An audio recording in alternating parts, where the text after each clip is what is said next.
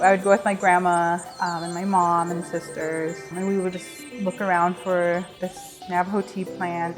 You know, my grandma was very particular about the way she wanted, you know, these leaves folded and wrapped. And as you're doing these things, it's very traditional that your grandma is over your shoulder, like, like just on top of you, you know, do it right, make sure you're doing it this way, and just very carefully, and also with like a very specific mindset and a specific approach. Almost in a way, it's kind of ceremonial. I think that's pretty important to me and my family. She attended office hours religiously. Usually it's just there to ask questions about some of their homework.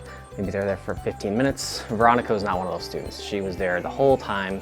Usually we went overtime as well, and she'd ask me questions about the material, but then she would ask me questions beyond the material as well. She was very curious about, well, how chemistry works, what the atoms or molecules are doing around her. I spent a lot of time talking to Andrew in his office hours, and it was like seeing the application of that world to many other things. I said, I think I like this. And he was like, I know.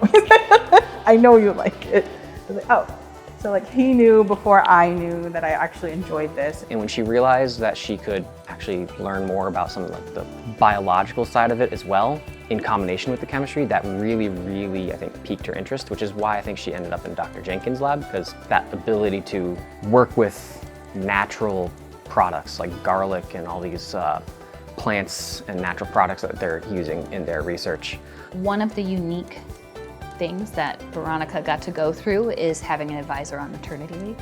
And so I was just not here in the early days of the plant extractions. I came back and everything was dried and labeled and organized and just so.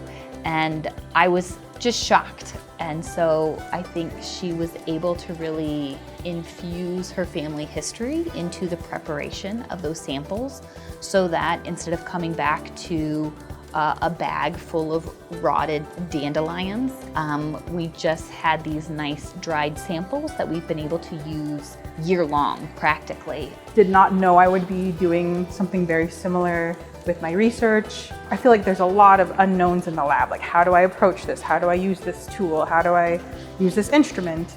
But in this particular piece, it was like, I know how to do this, and I can do it very well because of my grandma. I think she found her place in Chem Club early on. She started to feel that community within chemistry the same way she had found community in other places in her life. But I think she still felt on the outside of it at first. And so when she stepped into the role as Chem Club president, it's not just that she was part of a community, but she was in charge of it. And she really took ownership in that. And she wants it to thrive. She thinks of it as, I'm just doing what anyone would do to make this the best place possible for people. But that's just not true. She's going above and beyond. She wants people to feel a place and a home in the chemistry department. She wants people to feel that community and feel welcome, and she wants to do it in a sustainable way that just rings true throughout everything she does. I am the president of the chemistry club. I think it speaks to like just how much I love that connection with people, and like I love creating an atmosphere where people can have community. I feel like community is a very big deal in Native American culture. Collectively gathering together and like just chatting. It doesn't need to be anything very serious. And so I like to be a part of that and leading that and creating that sort of atmosphere. There was a time in school when I did my postdoc where I met a lot of people, and I just thought, a couple of people I met, I just thought, they're gonna do something, right? And Veronica just gives off that vibe of she's gonna do something. And I think there's a reason she got the Goldwater. She's exceptional.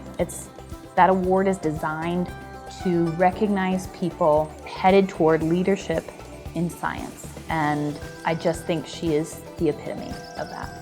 I think the biggest message that I would want to convey to like anyone who's Native American or, you know, from a minority group that wants to be a part of chemistry is that you belong here. You belong in the lab, you belong in the hallways, You belong in those crazy upper division courses that are very intimidating. Like, you belong. This is where you should be. You know, if you want to be here, be here.